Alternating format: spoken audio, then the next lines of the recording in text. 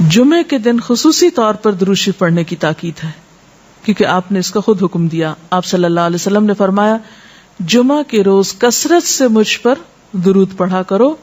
جو آدمی جمعہ کے روز مجھ پر درود بھیجتا ہے وہ میرے سامنے پیش کیا جاتا ہے. اسی طرح دعا سے پہلے، دعا کے بعد، پھر جہاں کہیں آپ کا نام لیا جا رہا ہو یا لکھا جا رہا ہو یا کسی بھی طرح آپ کا ذکر آئے وہاں آپ کے لیے درود پڑھنا. اسی طرح مسجد میں داخل ہوتے وقت درود شریف پڑھنا، مسجد سے نکلتے وقت درود شریف پڑھنا، پھر نماز سے فارغ ہونے کے بعد درود شریف پڑھنا. یعنی ایک تو نماز کے اندر ہے، لیکن نماز سے فراغت کے بعد، پھر اسی طرح ہر مجلس میں آپ پر درود پڑھنا ضروری ہے. پھر اسی طرح صبح و شام کے اوقات میں، یعنی یہ تمام مواقع ایسے مواقع ہیں جس میں آپ درود شریف پڑھ سکتے ہیں. اور موقع کوئی ہو یا نہ ہو، دن یا رات کی گھڑیوں میں سے جس گھڑی میں آپ چاہیں، جب چاہیں، چلتے پھرتے، کام کاج کرتے، آپ اللہ کے رسول صلی اللہ علیہ وسلم کو یاد کر سکتے ہیں، آپ کے لیے درود اور سلام پڑھ سکتے ہیں. نبی صلی اللہ علیہ وسلم پر درود شریف پڑھنے کے کئی صیغے ہمارے ہاں مشہور ہیں. اس میں کچھ تو وہ ہیں جو آپ صلی اللہ علیہ وسلم سے ثابت ہیں، اور کچھ ایسے ہیں کہ جو لوگوں نے بعد میں خود بنا لیے ہیں. تو وہ ایسے تمام ورژن یا ایسی تمام عبارتیں جو لوگوں نے خود اس معنی کی بنائی ہیں، خواہ وہ عربی میں ہیں یا اردو میں ہیں، تو ان کو پڑھنے کی حد تک تو پڑھا جا سکتا ہے. یعنی اگر نثر میں کوئی ایسی عبارت موجود ہے جس میں آپ صلی اللہ علیہ وسلم کے لیے دعا کی گئی ہے یا آپ کی مدح کی گئی ہے یا آپ پر سلام بھیجا گیا ہے، خواہ وہ نثر میں ہو یا شعر میں، تو اس میں حرج تو کوئی نہیں. لیکن وہ چیز جو خود آپ صلی اللہ علیہ وسلم نے ہمیں سکھائی اور جو آپ کی طرف سے ہمیں ملی، اس کا مقام باقی ہر انسان کے کلام پر کہیں بلند ہے، کہیں زیادہ فائدہ مند ہے. تو وہ درود شریف جو مسنون ہے، وہ صیغہ جو آپ سے ثابت ہے، اس کا پڑھنا افضل ہے، وہی اصل درود ہے. اور باقی تو انسانوں کے خیالات یا جذبات کا اظہار ہے، خواہ وہ شعر میں ہو، خواہ وہ نثر میں ہو، خواہ وہ اردو میں ہو، خواہ پنجابی میں ہو یا کسی اور زبان میں ہو، وہ تو پھر انسانوں کے کلام ہے نا. تو جس طرح اللہ سبحانہ وتعالیٰ کے کلام کو باقی تمام انسانوں کے کلام پر فضیلت ہے، اسی طرح نبی صلی اللہ علیہ وسلم کے کلام کو بھی باقی انسانوں کے کلام پر فضیلت ہے. ایک عام شاعر کتنی بھی خوبصورت بات کرے، لیکن اللہ کے رسول صلی اللہ علیہ وسلم سے آگے تو اس کی بات نہیں ہو سکتی. ایک عام انسان کتنے بھی خوبصورت انداز میں آپ صلی اللہ علیہ وسلم کا ذکر خیر کرے، لیکن وہ اس کے برابر تو نہیں ہو سکتا جو نبی صلی اللہ علیہ وسلم نے خود ہمیں دیا. تو بہترین صیغہ وہی ہے جو ہم نماز میں پڑھتے ہیں، جسے درود ابراہیمی کہا جاتا ہے، اور اس کا پڑھنا باعث اجر و ثواب ہے اور اس میں کوئی شک ہی نہیں. اسی طرح یہ چونکہ تھوڑا طویل ہے تو اس کو مختصر انداز میں بھی آپ پڑھ سکتے ہیں. مثلا صرف اگر آپ صلی اللہ علیہ وسلم کہہ رہے ہیں تو یہ بھی درست ہے، یہ بھی درود شریف مکمل ہے ایک طرح سے، اگرچہ مختصر ہے. اسی طرح اللہم صلی وسلم علی نبینا محمد، یہ بھی آپ پڑھ سکتے ہیں. صلی اللہ علی النبی الکریم کہہ سکتے ہیں. تو مختصر ہو یا درود ابراہیمی کچھ طویل شکل میں ہو، اصل چیز تو ذکر میں مشغول ہونا ہے. تعداد میٹر نہیں کرتی جتنا وہ احساس اور جذبہ اور عقیدت جو کہ درود شریف پڑھتے ہوئے آپ صلی اللہ علیہ وسلم کے لیے ہماری ہو سکتی ہے.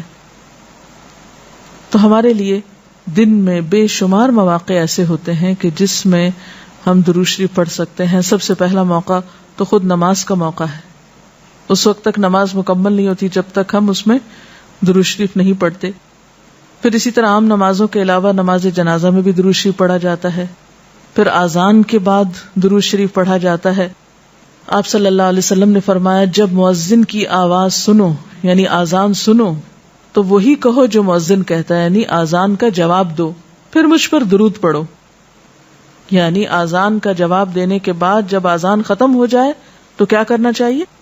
نبی صلی اللہ علیہ وسلم پر درود بھیجنا چاہیے، کیونکہ مجھ پر درود پڑھنے والے پر اللہ تعالیٰ 10 رحمتیں نازل فرماتا ہے.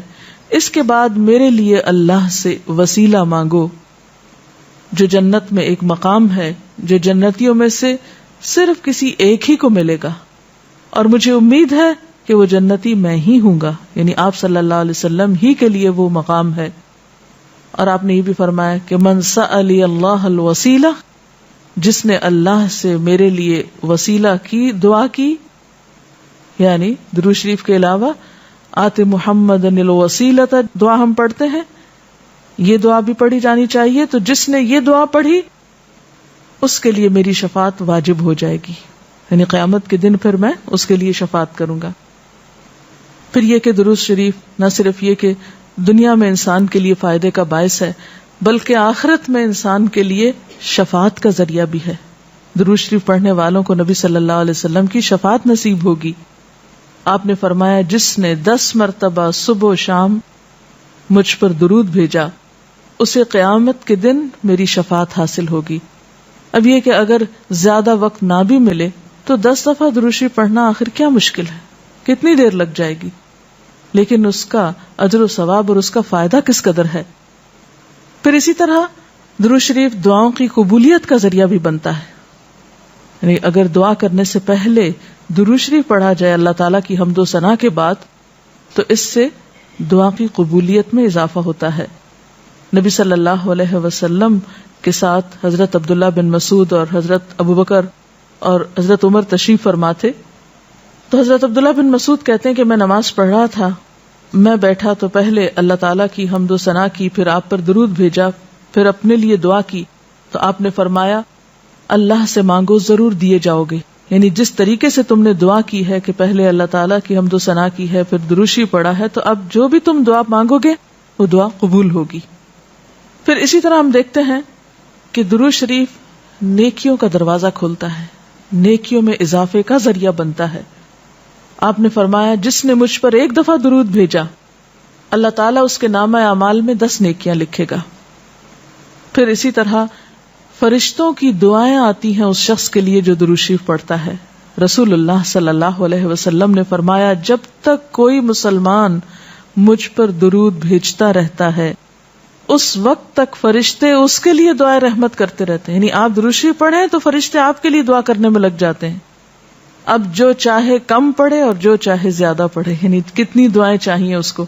دیکھیں ہم عام طور پر کتنا کہتے ہیں دوسروں سے کہ پلیز ہمارے لیے دعا کیجیے، ہمیں دعا میں یاد رکھیے، دوسروں کی ایک طرح سے منت سماجت کر رہے ہوتے ہیں، لیکن کتنا آسان طریقہ ہے فرشتوں کی دعائیں لینے کا کہ انسان درود شریف پڑھنا شروع کر دے۔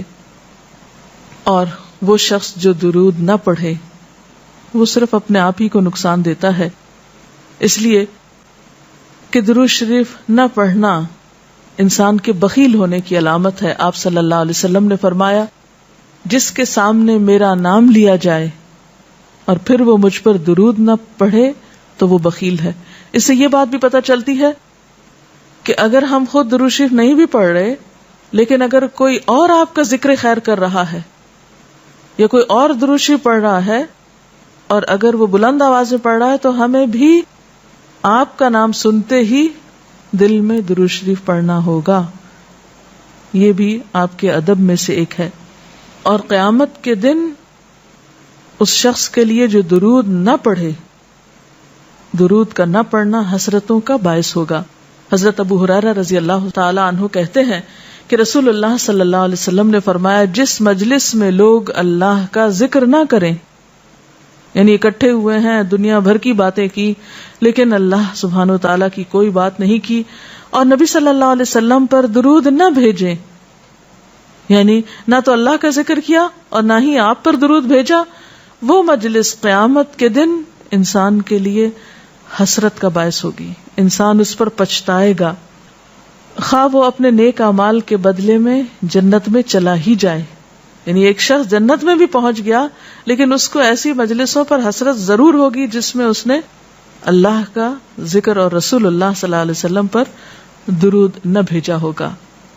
اور اگر دیکھا جائے تو انسان کے اعمال میں ایسی کوتاہی اور غفلت بسا اوقات جنت سے محرومی کا سبب بھی بن جاتی ہے۔ آپ صلی اللہ علیہ وسلم نے فرمایا جو مجھ پر درود پڑھنا بھول گیا اس نے جنت کا رستہ کھو دیا، یعنی جس نے اتنی غفلت برتی کہ کبھی آپ کا ذکر ہی نہیں کیا اور کبھی آپ کے لیے دعا ہی نہیں کی اور کبھی آپ کے لیے درود ہی نہیں پڑھا، تو اس نے اپنے لیے کیا کمایا؟ ان اللہ وملائکتہ یصلون علی النبی یا ایھا الذین آمنوا صلوا علیہ وسلموا تسلیما، کہ اللہ اور اس کے فرشتے نبی صلی اللہ علیہ وسلم پر درود بھیجتے ہیں.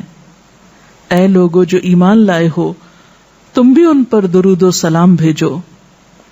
تو رسول اللہ صلی اللہ علیہ وسلم کے ذکر کا، آپ کی یاد کا بہترین طریقہ آپ پر درود بھیجنا ہے، آپ کے لیے دعائے رحمت کرنا ہے.